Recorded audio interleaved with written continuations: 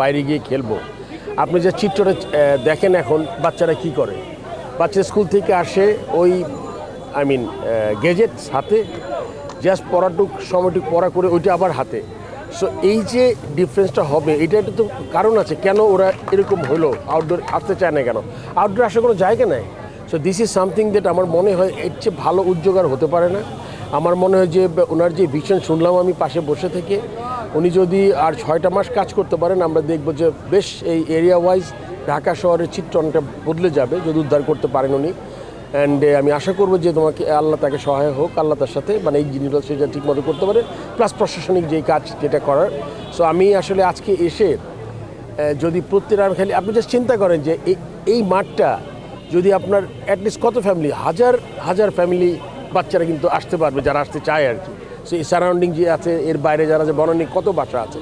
So এইটা একটা বিরাট উদ্যোগ। I am so happy to B here. And আমি আশা করবো উনি যেটা চিন্তা করেছেন প্রশাসক, উনি যদি উদ্ধার করতে পারেন তাহলে আমাদের আবার চিত্রটা পাল্টে যাবে। আপনি আসলে আইসিসির মিটিংয়ে ছিলেন, একটা লম্বা সময় দেশের বাইরে ছিলেন। এর মধ্যে দুটা গুরুত্বপূর্ণ জিনিস আসলে ডিসিশনটা ঘটেছে, সেটা আমরা দেখেছি। দুদক এসেছিল এবং কিছু ইনভেস্টিগেশন করে তারা গেছেন। এই বিষয়টা সম্পর্কে আপনি কতটুকু জানতেন বা এই বিষয়টা আসলে কেমন? পাশাপাশি আরেকটা ইস্যু যেটা ডিপিএল এর একটা ম্যাচ নিয়ে খুব কথা হচ্ছিল, দুজন ক্রিকেটারকে নিয়ে ফিক্সিং ইস্যু। দুটা ইস্যু আসলে আপনি দূর থেকে কীভাবে আসলে প্রথম ইস্যু হলো গিয়ে দুদক এসেছিলেন, আমি যে ওই দিন রাতেই ফিরেছি দেশে। তো আমার মনে হয় যে নিশ্চিত তারা কোনো সুনির্দিষ্ট কোনো অভিযোগের ভিত্তিতে এসেছেন, কেউ না কেউ অভিযোগ করেছে। অ্যান্ড আমার মনে হয় যে বোর্ড থেকে এটা সর্বাত্মক সহযোগিতা করা হবে, যেই কাগজ তারা চেয়েছেন।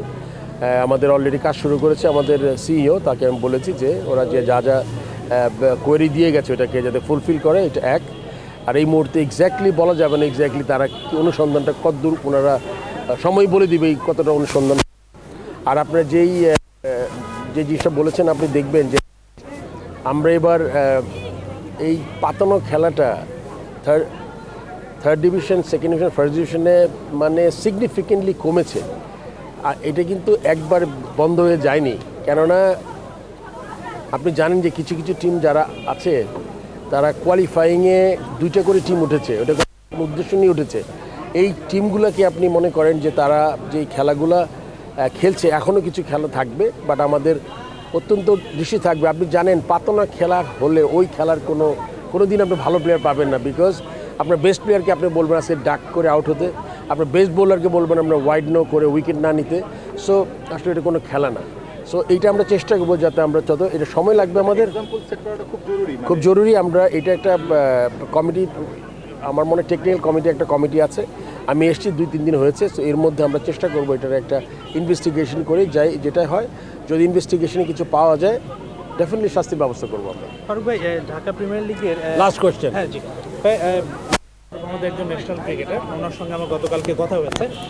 ঢাকা প্রিমিয়ার লিগে কোনো দল পাননি, ওনার সঙ্গে সুপার লিগে মোহামেডান এবং আরেকটা ক্লাবে। আসলে এটা একদম ব্যক্তিগত জিনিস নিয়ে আলোচনা নাই করি, আমরা ওভারঅল একটা কথা বলি। আমি কথাটা বলি শুধু, ওনাকে মোহামেডান থেকে প্রথমে অফার করা হয়েছিল, পরে উনি আরেকটা অগ্রণী ব্যাংকের সঙ্গে খেলতে রাজি হয়েছেন, কিন্তু ওনাকে এখন রেজিস্ট্রেশন করতে দেওয়া হচ্ছে না। মোহামেডানের একজন কর্মকর্তা বলেছেন না, এইটা আসলে এটা একদম ব্যক্তিগত পর্যায়ে একটা অভিযোগ।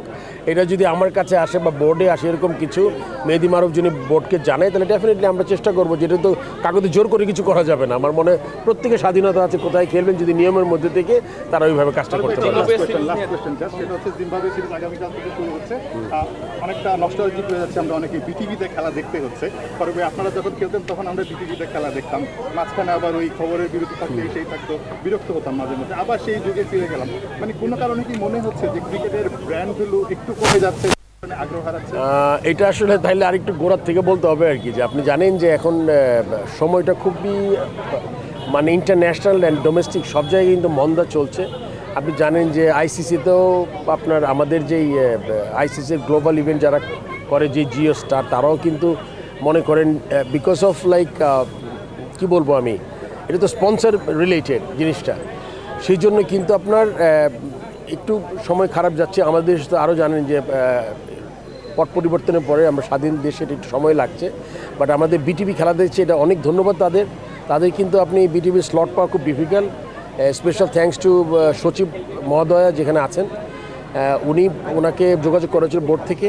তারপর আপনি জানেন বিটিভির স্লট কিনতে হয় ইয়ার টাইম, বাট এটা আমাদের that's very kind of her and the BTV as a whole তারা আমাদের এটা দেখিয়ে দিবেন উইদাউট এনি কস্ট। আসলে বিটিভিতে খেলা দেখে অভ্যস্ত না। না, আমার কথা হলো টেরেস্ট্রিয়াল, আপনি অ্যাটলিস্ট মানুষের কাছে পৌঁছাবে খেলাটা, এটা খুব ইম্পর্টেন্ট। প্রথম আমি জাস্ট অন্যভাবে দেখি আর কি। আর এখনও কথা চলছে অন্য কোনো টিম আমরা পাই দিব, এটা আসলে যদিও সময় নেই আজকে খুব তাড়াতাড়ি করবো কিনা, যদি এই ম্যাচ কোনোভাবে আমরা নাও দেখাতে পারি নেক্সট ম্যাচ আমাদের চেষ্টা চলছে আর কি। যেহেতু এর মধ্যে ছিলাম না, মিটিংয়ে যেতে হয়েছে, আসলে আমরা কাজটা করতে পারিনি, হয়তো বা আমরা নেক্সট। আর আপনি জানেন আমাদের আগামী 2.5 বছরের জন্য একটা মিডিয়া রাইটস এর সেলের ব্যাপার আছে, ওইটাও খুব ইম্পর্টেন্ট। ওটার জন্য আমাদের টেন্ডার ডকুমেন্ট তৈরি করে ফেলেছি আমরা চেষ্টা করবো ইন্টারন্যাশনাল মানুষজনকে ইনভাইট করার জন্য। সবাইকে ধন্যবাদ।